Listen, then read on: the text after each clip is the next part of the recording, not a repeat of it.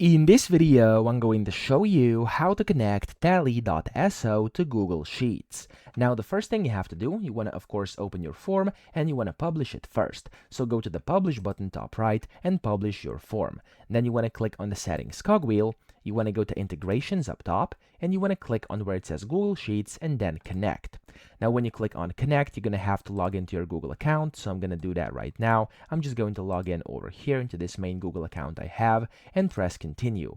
Now over here, basically, as you can see, I have added some access already, so you have to add access and click on Continue again.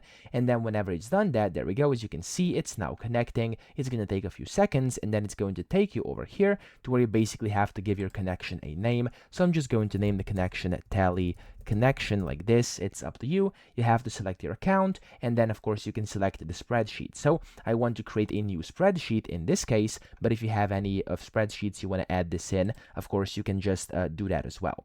Now I'm going to select this one. I'm going to export existing submissions as well, and I'm going to click on Connect with Google Sheets, okay? Or let's actually just not do that right now because I don't have any, but if you do, you can do that too. I'm going to click on Connect with Google Sheets, and now it's going to start loading yet again, and there we go. It says a Tally connection, okay?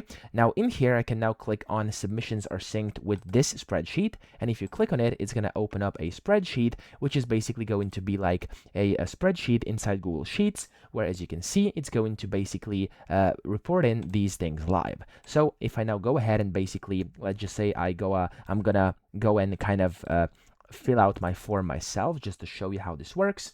I'm just gonna go and do some random things. Hockey, white false, submit. There we go. I got the score. And as you can see in here, it automatically updates. And yeah, everything is in here automatically within just a few seconds of the submission. So that's how you do it. I hope this video helped you out. If it did, please subscribe to the channel and help me out as well.